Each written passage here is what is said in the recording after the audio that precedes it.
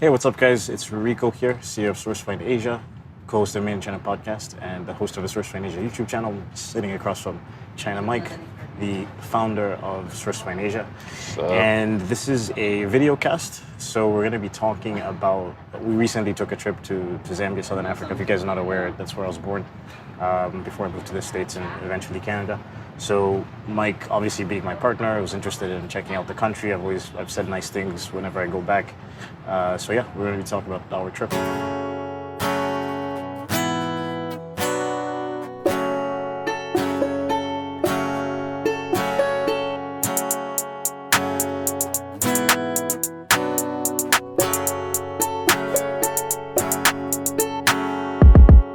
It'll create itself. Gotta get underground. Gotta put in that work so it can make it count. It'll create itself.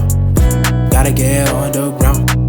Gotta put in that work so it can make it count. It don't create itself, I'm sure you know. Many ideas and your body just blow. If you don't put it work, you never know. If you don't take a step, you never grow. You just keep dreaming about here to go, but you never put a foot on the road. Gotta be ready, you gotta be bold. Pick up a shovel and dig up a hole. You got the power, you gon' devour all that will stand in your way, even towers. You gon' bring it down, even get bolder. Shoot for the stars, shoot the ship, commander. You be smashing through all of the borders. Organize your crew and get into order. Gotta be disciplined, set a reminder. Time to keep on going and no rewinder. It'll create itself. Gotta get underground. Gotta put in that work so it can make it count. It'll create itself. Gotta get underground. Gotta put in that work so it can make it count. It'll create itself, yeah. Gotta get underground, yeah. Gotta put in that work, yeah, so it can make it count. It'll create itself, yeah. Gotta get underground, yeah. Gotta put in the work, yeah, so it can make it count. Jumping on MIDI keys, jumping on days like I'm jumping on trampoline. I'm no geek, but I think I'd rather be. It's what I need to create some magic. I create my sound, don't delay my vox. You can relate right now, I think outside the box. Guys in my circle, put it in work. Everything natural when I phase evolved. With the rarest breed, indeed says speech. Exhibit what I think, not debating for my shit. Can't shut my eyes this night. Got this hot day in my mind. Turn up my vibe and I ride to the max, let me spot. So yeah, before we get in depth with it, I just kind of wanted to set the trip up for people. So we were planning on going to Zambia for quite some time, but prior to heading out there, our schedules were kind of all over the place and we didn't really confirm the trip until the last minute. I think I booked my trip 2 or 3 days before I actually flew out there. So we didn't have a really in-depth plan of what we were going to do while we were out there. I think we had a good idea, though. I mean, it wasn't like a long trip. No. My point was it wasn't like this, okay, every day we're going to be doing touristy things, this type of trip. It was going out to meet your family, your friends, see Lusaka, just kind of see the vibe of the city. So, yeah, and we had planned to go to Victoria Falls. We didn't make that trip. So most of the time we were in Lusaka proper. Yeah. Specifically in a couple neighborhoods. Kablanga, yes. So main takeaways from the trip first on kind of like a surface level was definitely the music. You know, I know some Afrobeats type music is popular in the States and elsewhere, but you know, I saw Burna Boy was on the Breakfast Club. Yeah. I saw him on the Breakfast Club too, but he's been on a kind of an interview tour or something in the States. So I'd been introduced to it before, but not on that level where everywhere you go, you're hearing it. We'll probably use Burna Boy as the music. Oh, dope. Yeah. So, you know, I want to ask, what's the name of the rideshare app that we used? Ulendo. If we hop in a Ulendo, or, you know, we're in one of your friends' car, or went to the restaurant, the bar, or whatever, it was just constantly good beats playing. And for me, that was dope to just take that in, and I just think it's such a better vibe and feel than like popular music in a lot of other places, you know?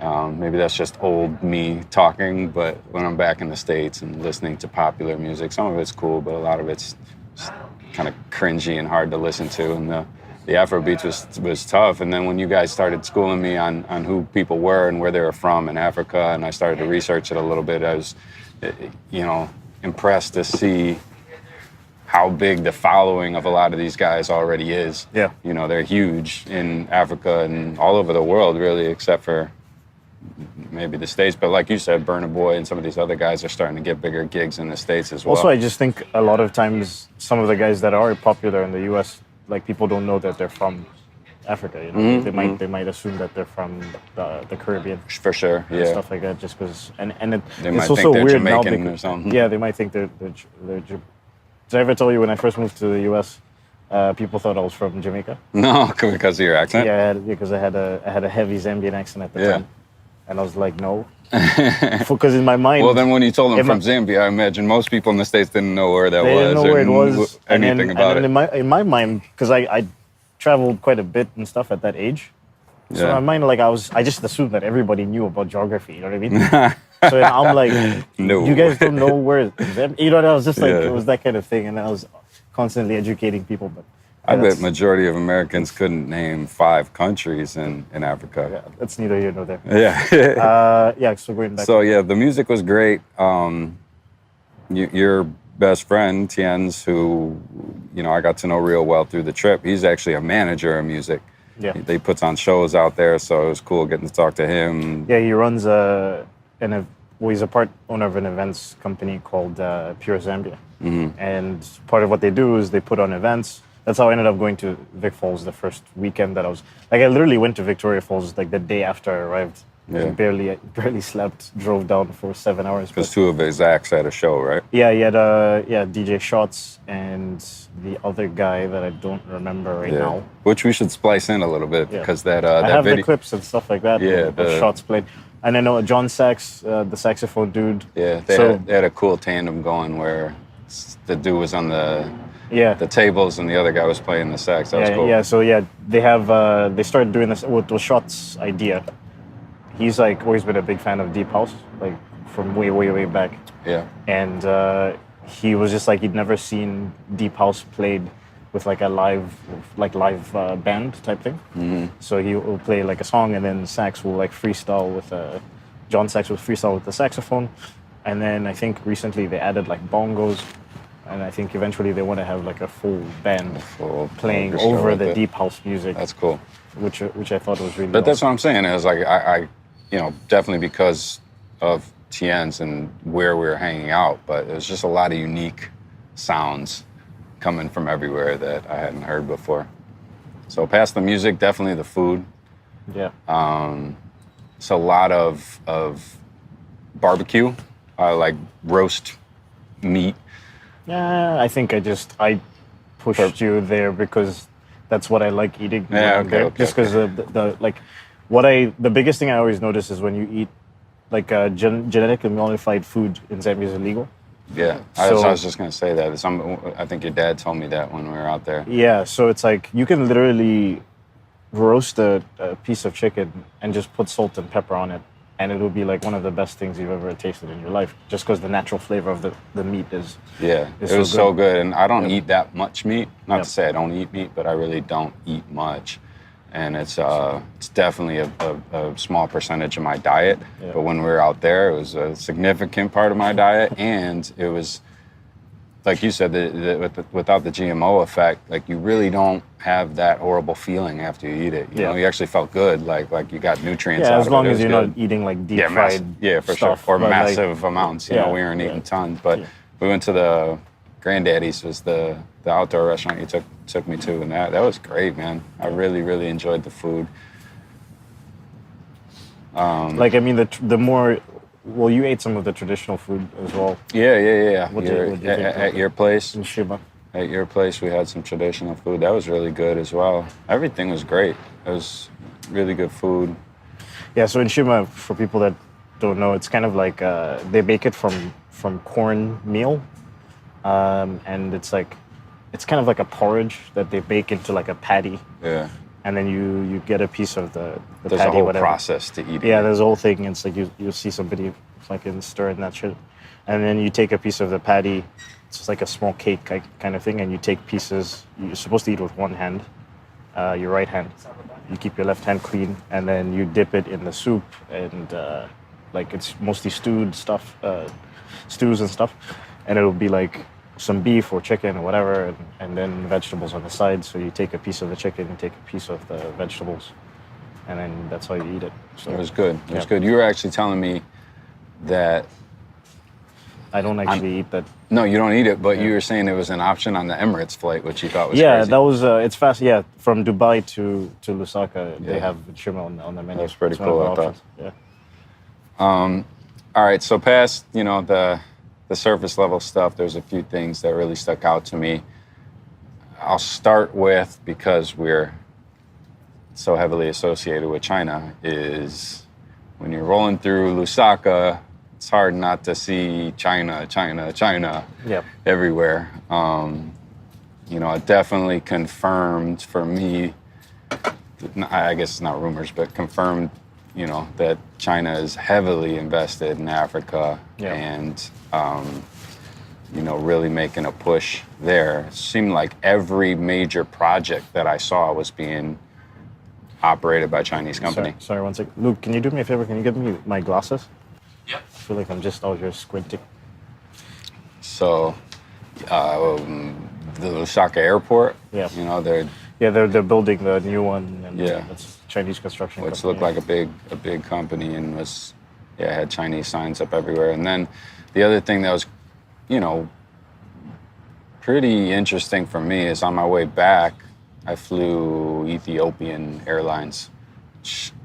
Can't say I recommend. I tried it one time, and I was like, Yeah. never again. The experience in Addis Ababa airport in Ethiopia was cool, and I was chugging 75-cent Ethiopian coffee, which was really, really good. But the air trip itself was, it reminded me of like, the opening scene from Airplane or Soul Plane or something, when you're seeing all the characters come up onto it. But the point was that there probably had to be like 60 or 70 migrant Chinese workers on that flight with me. Yeah. And I was really surprised to see that it's not only Chinese, People. businesses that are putting this stuff up, but they're also importing their own workers. Yeah, I mean, well, that's how it started. Was you had a lot of migrant workers or factory workers in China moving to Zambia to start construction businesses. And they would start off working as like a construction person for some company. They'd save up money. Thank you. They'd save up money, and then they'd start their own construction businesses. And a lot of those guys became really rich. And I think this is something that's unique to China, and this is the reason why a lot of Chinese people and immigrants are successful, is they were willing to go and live there and slum it out, and live in like the worst conditions possible, worse than the local people. Build right? it up from there. Build up from there, and then fly over their family, fly over their friends, and then of course naturally, when they start to, other people come over to start their own businesses, they help them get established, and then they bring their own people. And then from the second side of it is when the Chinese government invests money into construction projects and stuff, one of the requirements that they have is bringing over their own project manager and their own people to work together with the Zambian construction people, because they just want to oversee the projects, and they want to make sure that it's done like in the same speed and efficiency that China But I would do. think a lot of other countries have some rules and regulations against how many of these, foreign workers you can bring into a project. Yeah. So that was interesting. On one hand, it's like it was a negative, because a lot of the Zambian construction companies suffered, right, or are suffering, and then of course the workers themselves were upset, because there's all these like Chinese workers come, they took our jobs, they took our jobs. South Park reference. But at the same time, it's like competition, man. Like, if you want, like, I hate to say it, but the reality is Chinese construction people are just fucking, super efficient. yeah, they're hustlers, man. Yeah. They work 6-7 days a week. They sleep on site. Yeah. There's no such thing as a weekend for them. So, Right. like, it's a big difference. The Zambian construction workers, they work 5 days. They go home on Friday, and they don't do anything Saturday, Sunday. So it's just, what can you do? Right. The Chinese construction companies are coming in at cost and on time, or sometimes earlier. Like, Yeah. So you got to respect it. And just one last thing about the Chinese people that I saw there, just it kind of reconfirmed what I've seen in other countries is they really, for that matter, what you're talking about is they kind of have a different approach to business and slumming it out in order to get to another place. So I think there's kind of an objective there, but they really stick to themselves. It's like when we were going out and socializing, you see people from all over. There's a decent international community there, but not to say it's impossible, but rare that you would see a Chinese person in that mix. When I saw them out, always with themselves, just very insular community. well, I feel like that's always the case. Like, even so at Seneca College in Toronto, there was a huge, just in general in Canada, there's a huge Vancouver, Toronto, Asian everywhere. population. Yeah. But like at the college, I just remember like seeing groups of like 20, 30 Chinese people just hanging out amongst themselves. Right. Which I always just found interesting. I just think that's such a cultural thing for them. I think with Zambia specifically, what's going to happen, or what is happening right now, is the people that have moved to Zambia and have built these successful businesses and are sending their kids to private schools there, the international private schools, those kids will then start to hang out with people from outside of their Chinese Sure, the circles. kids that are growing up abroad. Yeah, so those kids, when like 5-10 years from now, when they're like 20-something years old, I'm pretty sure the scene is going to look quite different. Yeah, I hope so. Yeah. I hope so. Because, I mean, if you go back, even with Zambia, if you went back like 20 years ago, it was way more segregated.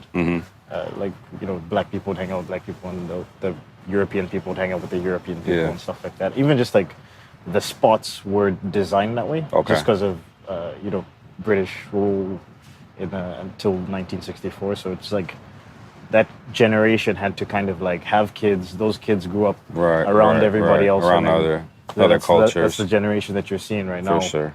Yeah. Yeah, your group of friends was diverse and super cool. That was actually the next thing I was going to talk about, was just like the consciousness of the community was something that really stood out and was really cool and really impressive. In our world, being, entrepreneurs working in Asia, being in these expat nomad communities, I think it's pretty easy to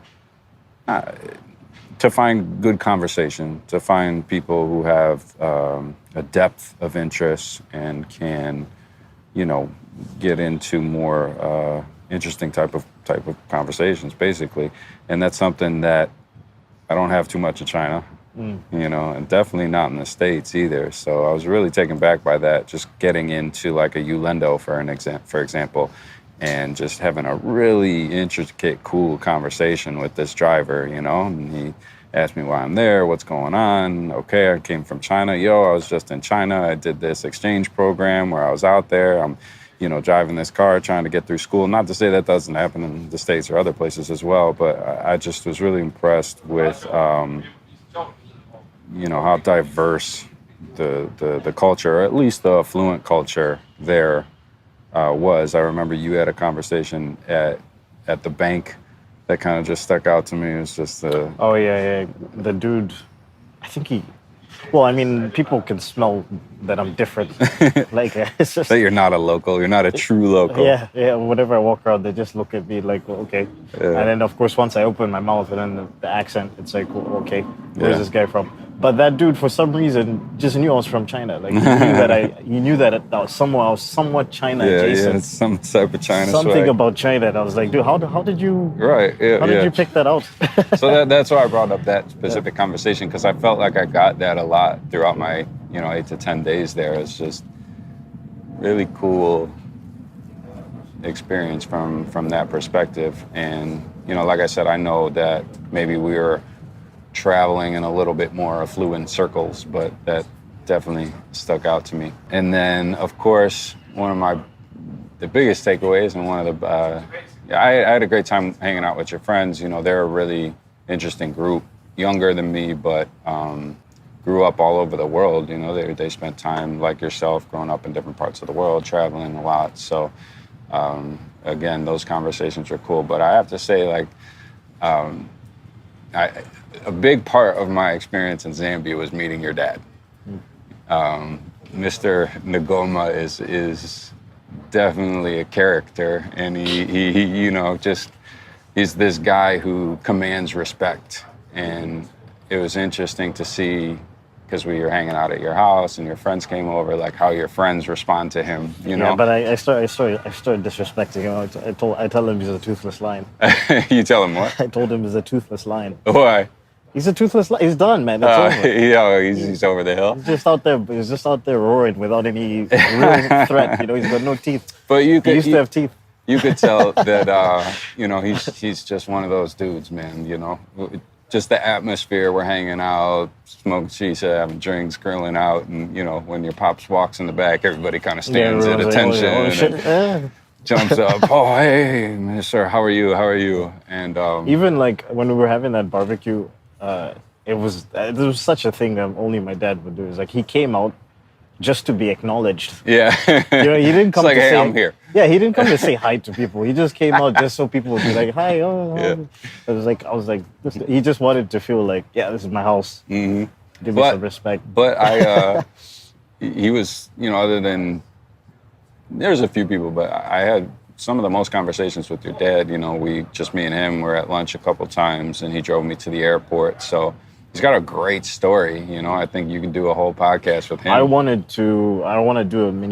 do a documentary about my dad's life. Yeah, I mean, he's got a fantastic story, man. Just what you've told me and then learning about him. And it really shines when you're sitting down and talking to him. Yeah. Because on a 25-minute ride from your house to the airport, like just the vast amount of area we covered in our conversation. And, you know, every time we're discussing a certain topic, whether it be political, cultural, whatever, he references a place that he's been. He's traveled to. And my dad is probably one of the most well-traveled people I know. Mm-hmm. Like, I'm still trying to catch up with him on that. Yeah, and yeah, I started earlier, but like, yeah, definitely in terms of the amount of places he's been is crazy, and he's just has a fantastic memory, can recall things pretty quickly, and yeah, it was great, man. As I got to see, I learned a lot more about you through meeting him and kind of seeing how he operates.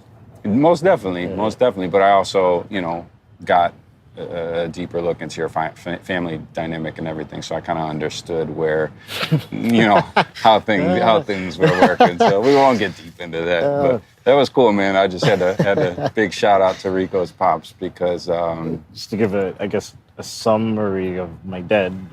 Essentially, he comes from a big family. He's got like a lot of siblings, but he's the oldest. And his mom sort of disappeared when he was around 8 or 9. And at the time, his dad was a butcher in Lusaka. And I guess that time period, this would have been the 60s. That time period was kind of unusual for a man to just take care of kids by himself. So they basically separated all of the siblings, and 3 of the siblings went to live with my great-grandmother, and then some were with aunts and stuff like that. So my dad got separated from all of his siblings at the time.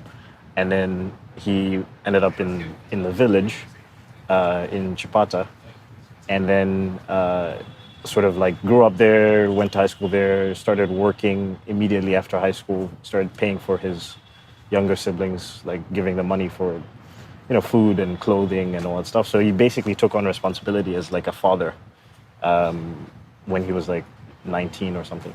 And then he went to the army. He went to the army as a way to make money and send money back. And also, he didn't really know what to do after high school. After the army, he wanted to become a meteorologist for some reason. Did that for the school was right next to the airport. Yeah, you told me about that. Did that for like a year, found it boring, quit. All this time still supporting, like helping his younger siblings go through school. And then he got a job opportunity from a newspaper to work for NCR. And NCR is a national cash registration company. At the time, they were actually making cash registers, but they transitioned into banking software. And yeah, he helped computerize the banks in Zambia. Like they went from doing whatever they're doing analog on paper to implementing banking software, ATMs, all that stuff. So he was involved. Well, he was leading a lot of that stuff with NCR. So that's kind of, and then of course he started his own. He started his own internet business later, like basically providing Wi-Fi and stuff like that around the country. So yeah, it's my pops. And also in the process of the NCR thing, he then was learning computer engineering and stuff like that. So they would send him to Greece or the U.S. and like all these different countries, India. Like I didn't know that he went to India until he told me, until we talked about our India experience, for sure. China and all that stuff. So he was like, he was.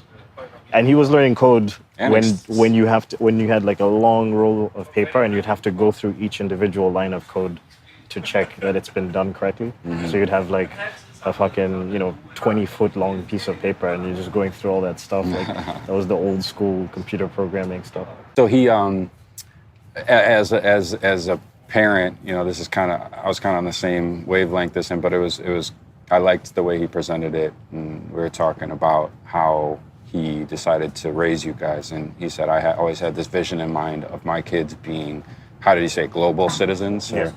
And he said, I want them to be able to land anywhere in the world and be able to initially survive and eventually thrive. And, seeing how differently you and your siblings, especially because the age gap too, grew up was pretty cool. Just that to get everyone's story and realize that was you guys are your own people. Well, you only met one though. Yeah, true. No, but I know your sister and your brother's story. One's in America, one's in Canada. So, you guys are definitely figuring out your own paths. But it was cool to see that came from your dad's vision. It was a conscious decision. Yeah, it was a conscious decision for you guys to experience that type of stuff growing up. And I know that.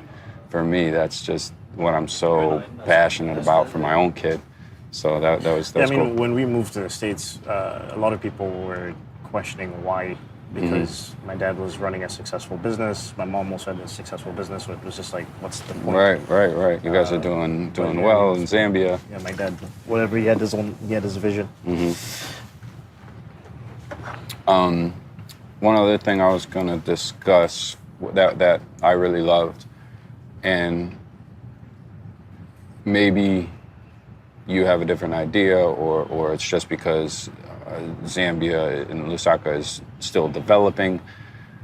But I really loved that just the giant corporations aren't like fully entrenched there, and just advertising and marketing. I know this is kind of silly coming from, somebody from SFA who's doing target advertisements and a part of the consumer business fully, but I like to have. We're working at literally like Google's offices are one floor. Right. But I do doesn't get much more corporate than this. I do like to have a balance, and that's just not thrown in your face as much. I felt in Zambia, and then also I felt like the people. Of course, you see some people who are kind of bougie and had nice things, but it just didn't seem to be as big of an emphasis.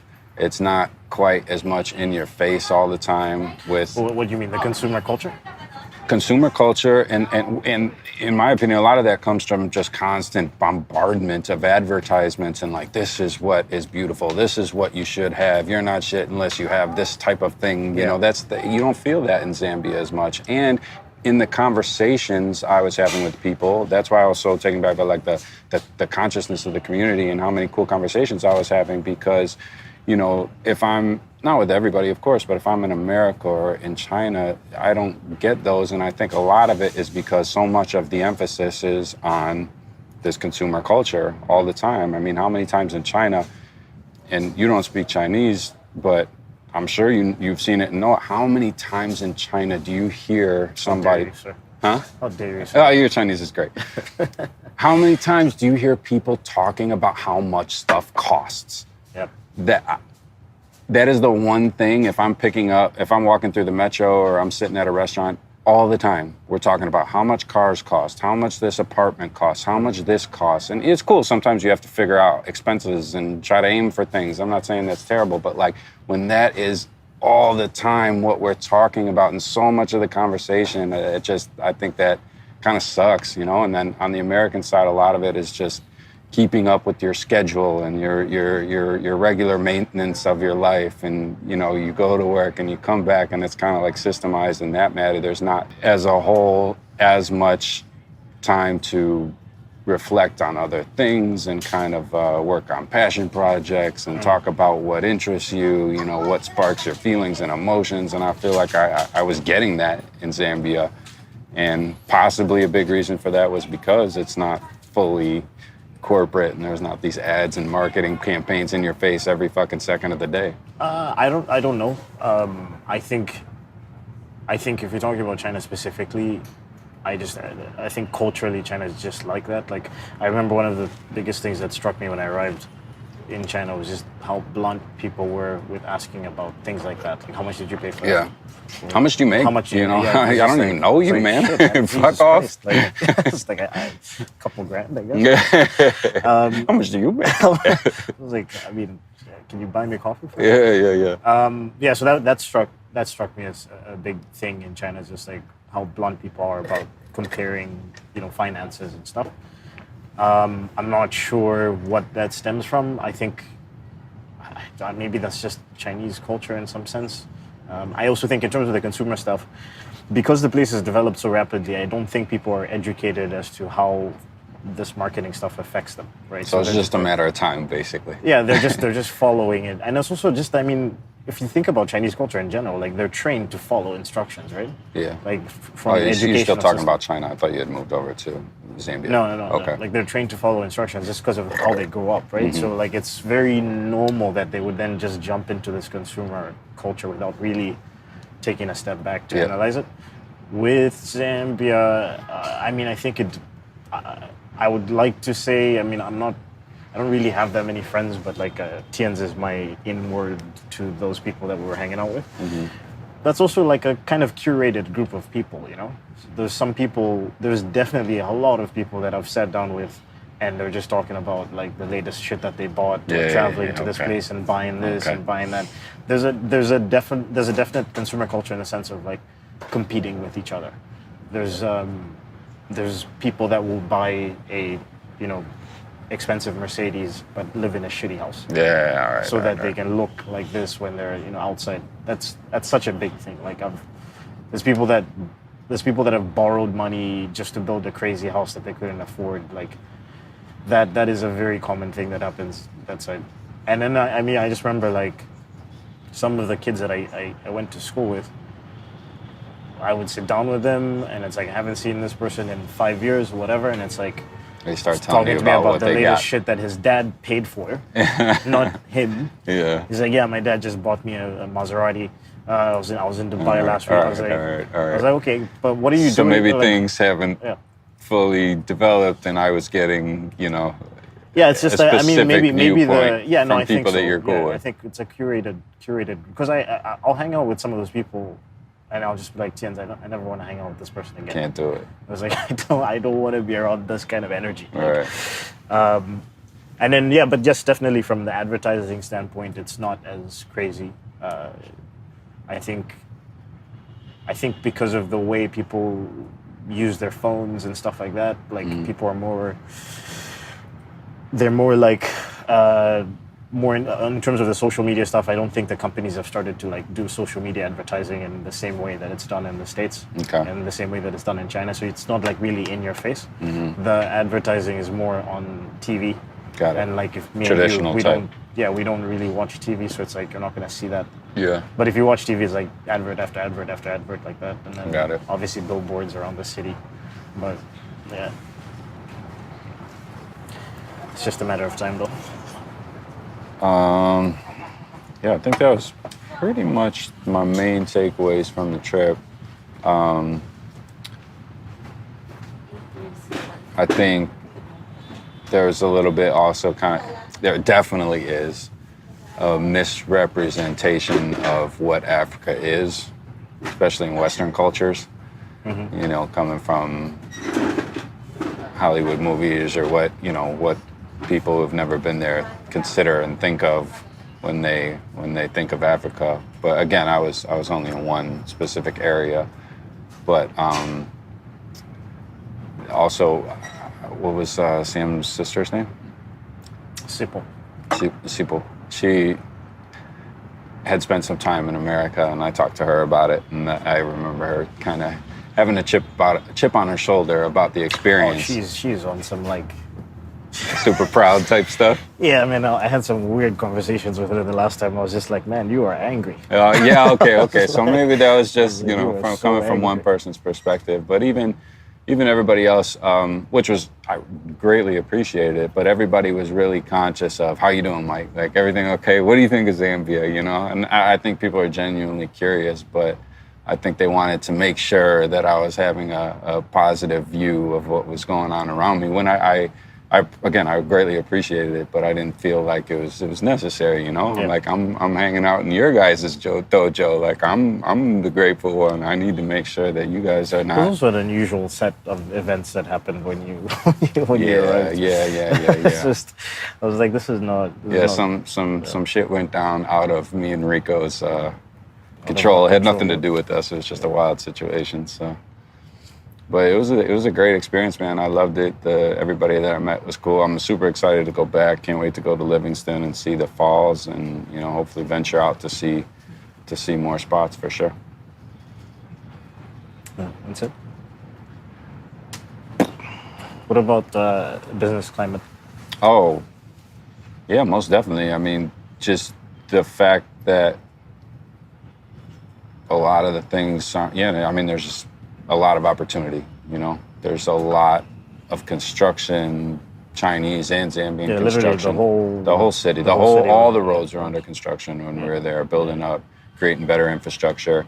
And yeah, you could tell there was a lot of things that haven't hit in Lusaka that are pretty commonplace in other parts of the world. And I think there's a ton of potential there. And you saw a lot of the places that we're going, which were, somewhere like we are right now, like a really cool cafe or co-working space. They were swamped, man. They were swamped, getting tons of traffic, and the people are hungry for those type of things and new opportunities there. So I think, if you're an entrepreneur, you got to consider that market to dip into. A lot of the share apps, like you said, Ulendo was there, but they didn't even have a electronic payment process yet. Yeah, it's cash. It's still cash only. So I think there's just so many avenues that you could tap into in Zambia. Co-living, co-working, everything. There's so much. It's very raw. There's a lot to move on there. Okay. All right. I don't have anything else to add to it. All right, guys. Hope you enjoyed the video coming to you live from KMC building in BGC, Manila. And if you like this kind of content, like, comment, share, subscribe. I'll see you guys next week. We the world, yeah, so you can make it count.